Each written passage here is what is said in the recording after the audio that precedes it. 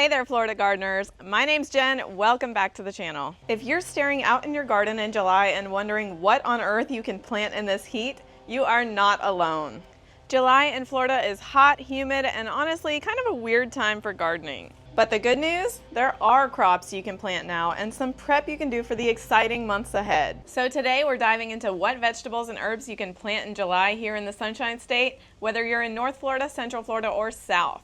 So let's dive right in. July brings Florida's signature combo. You've got scorching heat, drenching rains, and all of the garden challenges that come with it. Most cool season crops won't survive this heat, but if you focus on tropical spinaches, heat-loving crops, and summer hardy herbs, you can keep your garden productive. And depending on where you live, North, Central, or South Florida, you may have slightly different planting windows. I'm in Melbourne Zone 10A, so I'll give you notes that work across the state with commentary for North, Central, or South Florida wherever I need to. Southern peas are a great first option for Florida gardeners to plant right now. I've planted a pink eye purple hull cowpea and a black-eyed pea, both of which I purchased from Jera's Garden. I'll drop a link in the description box below if you'd like to check out those seeds.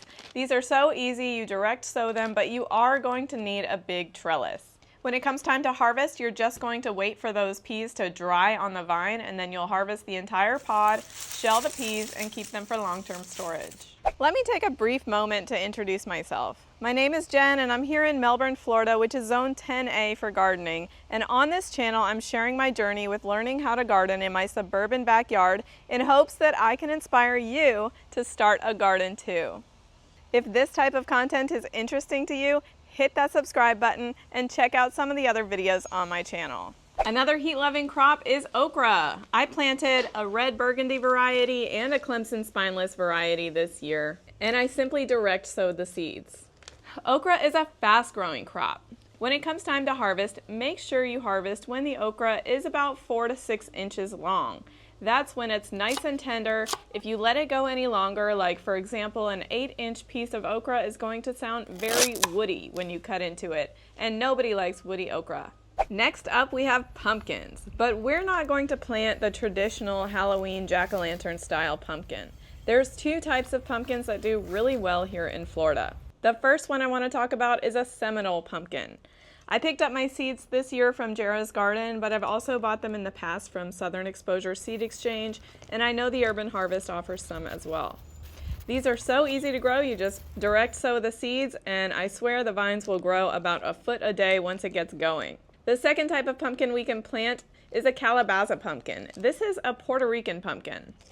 Now, this is my first year planting them, so I don't know if I like it or not, but I'll drop a link in the description box below for you to pick up some seeds and try it along with me. We're going to direct sow these seeds, and I'm going to let the vines crawl all over my raised bed and cover the soil like mulch. Pumpkins need a lot of water, especially when they're fruiting, so take a look at this new Vigo Garden hose. It's a retractable hose.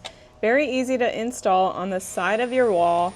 Trust me, if I can do it, it is easy. I used an impact drill and a concrete drill bit, drilled it into the side of my house and mounted it, and this thing can rotate a full 180 degrees. I love how Vigo Garden added these quick disconnect adapters to make it really easy to connect your hose to your outdoor spigot and to connect that hose end. It makes it so easy to water some of my plants in my garden when they need a little extra water in the summer heat, and it retracts so cleanly. Pick it up today. Use my discount code of Space Coast Harvest 10 off for $10 off your order. Sweet potatoes are our next heat-loving crop. You can see here how well sweet potatoes can fill out a trellis. They just look beautiful, and eventually this will start to flower and create some really beautiful purple flowers as well. These are so easy to grow. They're going to grow for about 3 to 4 months before I harvest them. The way that you start them is from a sweet potato slip. You can easily create your own sweet potato slips by taking a sweet potato and covering it halfway with soil until it grows a vine, and then you cut off that vine and you put it in a mason jar full of water until it roots. At that point, it's ready to plant in the garden. Tropical spinaches like a Malabar spinach, a New Zealand spinach, or an Okinawa spinach are not true spinaches, but they can act as a leafy green substitute for the summer months. Yardlong beans, like a Thai soldier long bean like I have right here, do great in the summer. These are much more heat and humidity tolerant than a bush bean, so I highly recommend planting something like this in the summertime. Here I direct sow the seeds right next to a homemade trellis, which I'm going to make a video about in the next couple weeks. Next we have a really fun one. This one is Luffa. Yes, I'm talking about the sponge. Luffa grows like a squash. It has a long vine, so you'll need a trellis for support.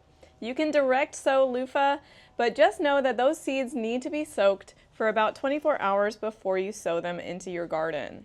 If you're using Luffa for a sponge, you're going to need to wait until the sponges are completely dry, which takes a lot of time, so plant now for a fall harvest. So we've talked about some vegetables to plant in July, but what about herbs? Herbs are a little bit tricky because of the heat. Some of them don't want to do very well at all. But I'm going to recommend Thai basil and rosemary for sure, and if you can get your hands on some lemongrass or Cuban oregano, those ones will do well too. Herbs generally take a long time to start from seed, so I would recommend going to your local nursery and picking up a start of any of these herbs. Now if you're in North Florida or even Central Florida, now is a great time to start thinking ahead to the fall garden. Some of our fall crops like tomatoes, peppers, and eggplants take 6 to 8 weeks to start from seed in a seed starting cell or tray. So if we're looking ahead and you're in North Florida planning to plant tomatoes, peppers, and eggplants in the month of September, now is a great time to start those seeds indoors. Now at the end of the month in North Florida, you could start your seeds for some of your fall brassicas like broccoli, cabbage, or even Brussels sprouts.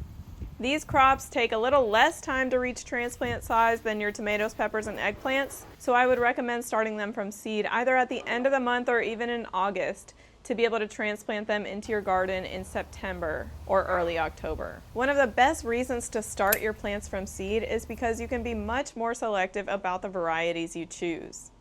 You're not going to find specific varieties of brassicas or tomatoes or peppers in your local nursery, but you certainly could find the seeds online.